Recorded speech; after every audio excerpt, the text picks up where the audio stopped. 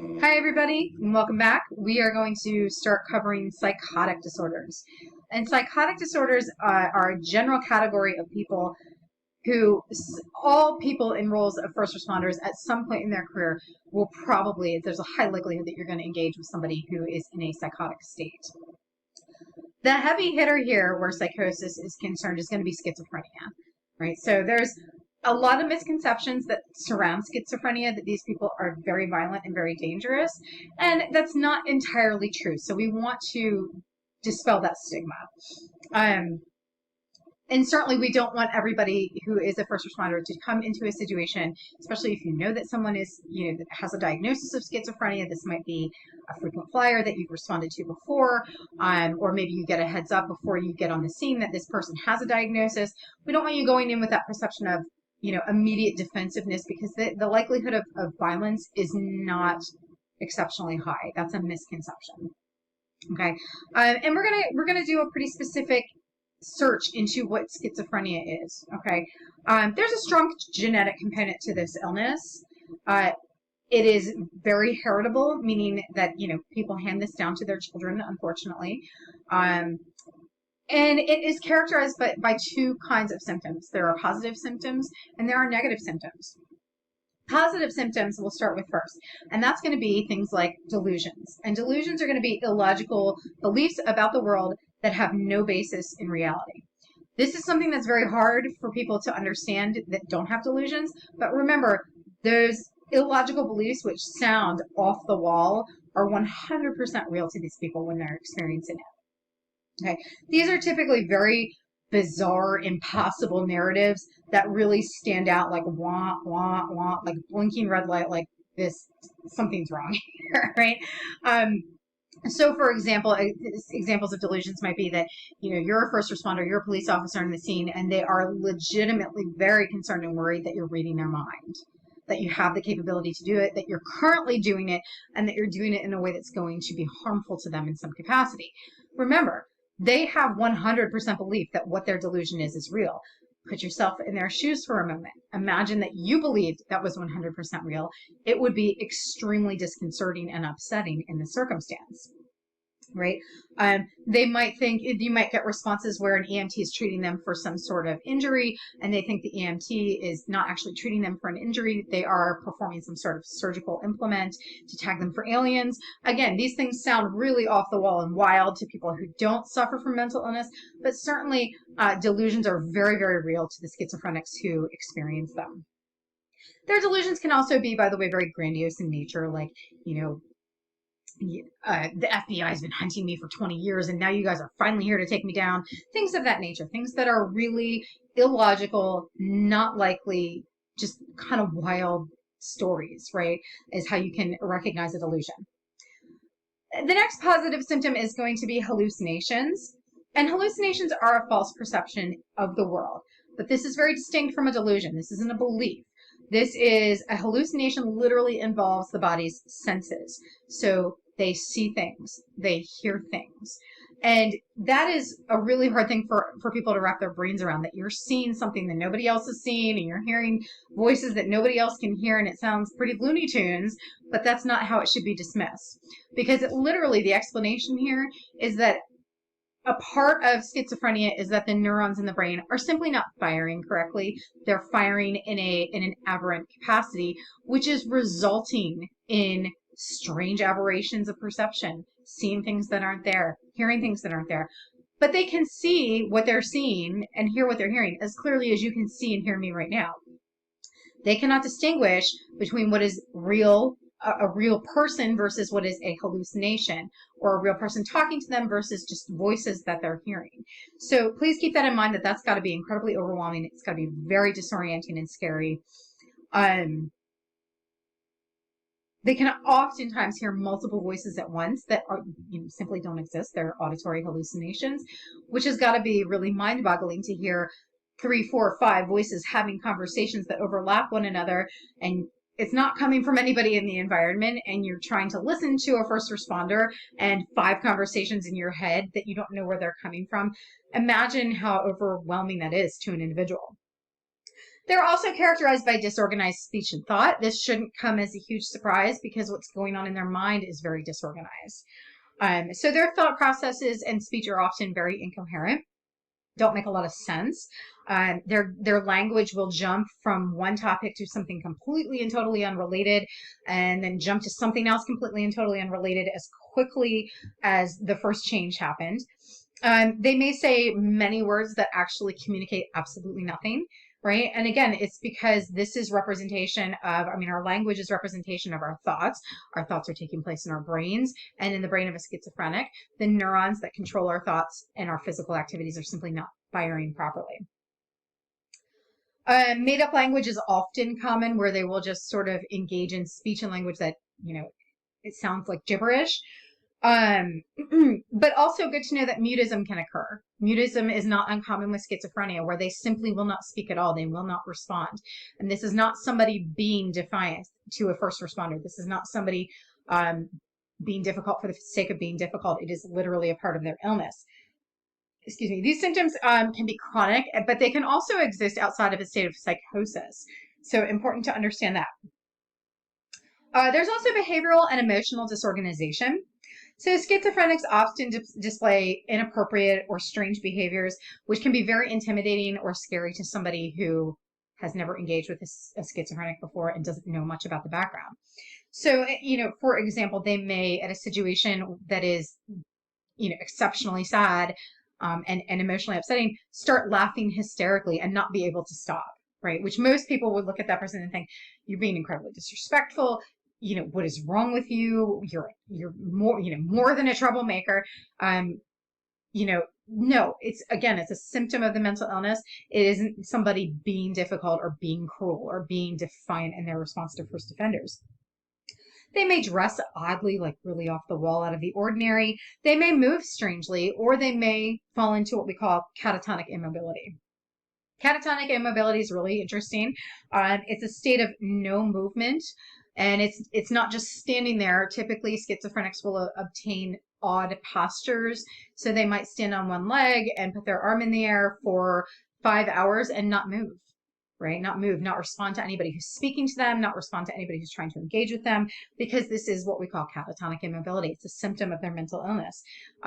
It's not, again, somebody being difficult. Think about how hard, if you were trying to be difficult, how hard that would be to pull off if it weren't a symptom of mental illness, that you're just like, I'm going to be difficult in the face of this first responder and stand here rigidly, on one leg with my arm in the air, not responding for 5 hours. It would be really difficult to do of your own volition, because this is, in fact, a symptom.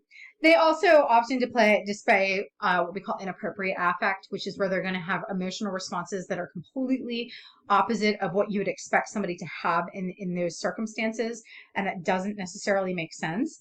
This can be really disorienting to first responders, but remember that this is rooted in brain dysfunction and brain chemistry that isn't firing properly. And by the way, schizophrenia is very successfully controlled with medication. This is one of the very few very intense mental illnesses that we're going to talk about that we see some really good response to medication. And you'd never know, as long as they're on medication, you'd never know that this is somebody who suffers from schizophrenia. However, and it's sort of an interesting thing that you might have had an interaction with this person before, but when they're in a state of psychosis, you're going to see a completely different individual and completely different behaviors. So there are also negative symptoms to schizophrenia, and negative symptoms are what we're going to explain as the absence of normal behaviors. Okay. And what do I mean by that? So we're going to start with alogia, right? Which is the refusal or to respond or to speak when spoken to, right? It is the mutism, right? And again, this isn't somebody being defiant. This isn't somebody, disrespecting a police officer or a fireman. This is somebody who is displaying a symptom of their illness. We also see avolition, which is the unwillingness to partake in everyday activities that are very typical of human beings, such as bathing or going to work, dressing, etc. We also see anhedonia, which is an inability to enjoy pleasurable activities or to experience pleasure in any form. So there's just literally a complete absence of pleasure, happiness. We also see blunted or flat affect, which is a complete absence of emotion. We often feel that this is like sort of mask-like, right? The facial expression simply doesn't change. And if you ever clue into how much we communicate with our facial expressions and how much communication we read from others with our facial expressions, this blunted affect or this flat affect can become really disturbing and really frustrating, right? Because you're just getting no feedback from the person. There are 4 subcategories of schizophrenia, and the first one that we're going to talk about is paranoid schizophrenia. This is going to be the category that people affiliate with increased violence and aggression. Out of the 4 categories of schizophrenia, this is the one that is physically most concerning, typically, because these individuals suffer from delusions and hallucinations of persecution. So not only are they seeing and hearing things that aren't there, but everything they see and hear is trying to harm them or threatening to harm them in some capacity. Obviously, that would make anybody paranoid. And they can't distinguish between a police officer who is coming over and trying to de-escalate and the delusion of the CIA officer who has been following me for the past 2 years, who has been trying to slip cyanide into my morning coffee, right? So they're going to have a reaction that is more aggressive because they literally believe that they're in harm's way. There's also disorganized schizophrenia. This is where you're going to see a lot of that disorganized speech and behavior that we talked about. The inappropriate affect, where the facial expressions simply do not match the circumstance. These individuals are often silly or childlike, so that is how you can distinguish them from other categories of schizophrenia. The third category is catatonic schizophrenia. These are individuals who will display strange movements, movement dysfunction in general. We call it waxy flexibility because it's very much like those toys you played with as a kid where you could move the arms and the legs and they would just hold that posture. They will hold strange postures for hours at a time. They often engage in facial grimacing, which can be a little upsetting to the general person and to first responders. They can also engage in aggressive behaviors as well. Finally, the fourth category is what we call undifferentiated schizophrenia. These individuals display all the symptoms of schizophrenia, but they don't have any of the identifiable symptoms that were in the previous categories that I mentioned. So they're just sort of put into that fourth category of there's definitely schizophrenia happening here. It doesn't fall into paranoid. It doesn't fall into catatonic. It's not disorganized. So we're just going to throw it into an undifferentiated category. It is really important to note for first responders that stress absolutely escalates the symptoms of schizophrenia and it escalates psychosis in a big way. So calming down a schizophrenic and calming down anybody in a state of psychosis is of paramount importance in order to be able to engage with them, to get them care, and to administer aid. Schizophrenia can manifest in childhood, although more often than not, it's usually in their early 20s. Late teens, early 20s is typically when we see it manifest. There are also other psychotic disorders. So let's move on to talking about some of those. Starting with delusional disorder. Delusional disorder is very, very rare. But this is where an individual is going to suffer from chronic false beliefs about the world. And this is distinct from schizophrenics who are delusional, right? Because there are no other positive or negative symptoms in delusional disorder. There is just the chronic false belief in the presence of those beliefs. The distinction here too is that the delusions that people who are under delusional disorder experience are actually possible, right? So it's not this bizarre off the wall narrative. It's literally possible. And there's usually characterized by themes of grandiosity, themes of jealousy, undying love, etc. So a good example of this would be somebody who, the police have been called for stalking and the police are like, hey, what are you doing? Why do you keep following this person? Why do you keep calling them? And they will literally truly respond with and truly believe, because she's in love with me. She's always been in love with me. She will always be in love with me. And they truly believe it, right? That is the delusion. It is a believable delusion, right? It's not true. It's not what's happening. It's false, but it is possible, right? It's not, that the aliens are coming from outer space to put an implant in my ear, right? It's something that's technically possible. And ultimately, you can't convince them otherwise of their delusions. You can talk all day long and try to, introduce logic and try and introduce things that, make sense or debunk what it is that they're believing, but they cannot be convinced otherwise.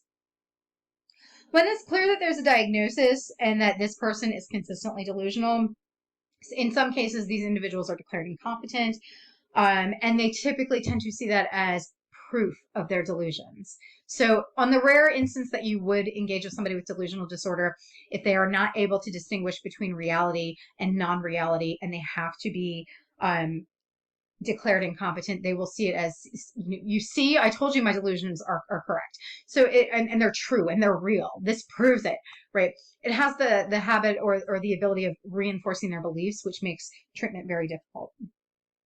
We also have brief psychotic disorders, and this is where somebody can suffer from hallucinations, delusions, disorganized speech and behavior, but it's acute, meaning it is very short term. And how we define acute in this instance is that it can last from 1 day all the way up to 1 month. Okay. This typically happens, these acute episodes of psychosis are a result of extreme stress or trauma, which results in an emotional inability for somebody to cope. And they just sort of have a psychotic break, right? It's more than their psyche can handle at one time. So first responders are very likely to come across this. Firemen who are responding to, this person's house and all their worldly possessions just burned down. Maybe they lost a family member in the fire. That's a lot for one person's psyche to manage, and sometimes people break, right? Which is completely understandable in the face of something like that. It can be difficult to differentiate this from schizophrenia, but how you do is the short-term nature, right? That this ends after a few days or it ends after a month and it doesn't reoccur. Whereas psychosis with somebody who is schizophrenic, especially if their medication is not working or if they're non-compliant with their medication, that psychosis is going to bounce up and down throughout the course of their lives.